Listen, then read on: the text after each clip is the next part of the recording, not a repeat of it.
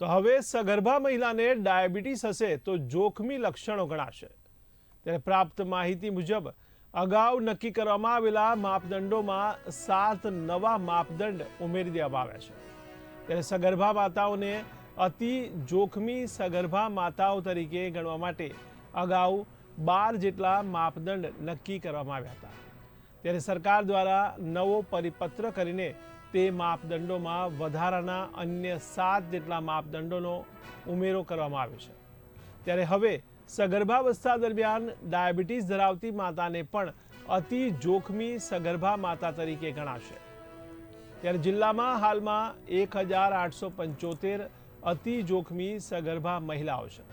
ત્યારે 2 વખતની સગર્ભા તપાસમાં હિમોગ્લોબિન 6.5 થી 7 ગ્રામ સુધી હોય તો તે જોખમી ગણાશે।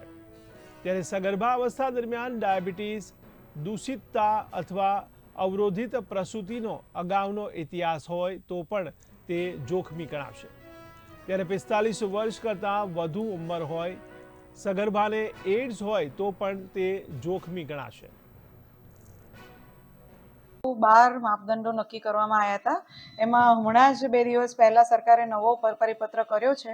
એમાં ટોટલ 19 હાઈ રિસ્ક મુદ્દાઓ લેવામાં આવ્યા છે। એમાં જે નવા મુદ્દાઓ છે એમાં ડાયાબિટીસ ધરાવતી મધર્સ, પછી મોર દેન 45 કરતાં વધારે જેની ઉંમર છે એવી ઉંમરવાળી માતાઓ, પછી એડ્સ, પછી એસએલઈ જેને કે સિસ્ટેમિક લ્યુપસ એરિથમેટોસસ એવો ડિઝીઝ છે એવી બી માતાઓને એમાં આવરી લેવાઈ છે। પહેલાં કોઈ કોમ્પ્લિકેટેડ પ્રેગ્નન્સી થઈ હોય અને અત્યારે 3 કરતાં વધુ પ્રેગ્નન્સી હોય, ચોથી ડિલિવરી થવાની હોય તો એવી માતાઓને પણ હાઈ રિસ્ક પ્રેગ્નન્સીમાં સમાવેશ કરવામાં આવ્યો છે। અને જેનું HB 6.5 થી 7 ગ્રામ વચ્ચે હોય એને પણ આપણે હાઈ રિસ્કમાં લેવાનું નક્કી કરવામાં આવ્યું છે સરકારશ્રી દ્વારા।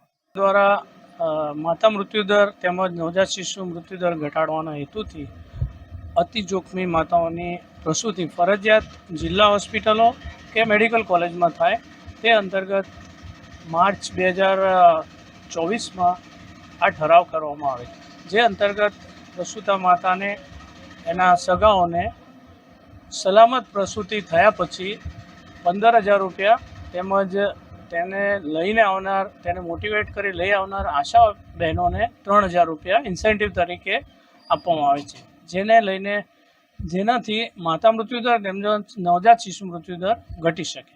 એમાં 7 મુદ્દાઓ, પહેલાં જે 12 મુદ્દા હતા એમાં 7 મુદ્દાઓ જેવા કે પ્રસૂતા માતાને સગર્ભાને ડાયાબિટીસ હોય, તેને અગાઉ અવરોધક પ્રસૂતિ થઈ હોય, તેણીને ચોથી અથવા એનાથી વધારે પ્રસૂતિ હોય, તેણી એડ્સ હોય વગેરે વગેરે મુદ્દાઓ ઉમેરવામાં આવ્યા છે, જેથી કરીને જે 12 મુદ્દામાંથી 19 મુદ્દાઓ ઉમેર્યા, જેથી માતા મૃત્યુદર તેમજ નવજાત શિશુ મૃત્યુદર હજી પણ ઓછો થઈ શકે।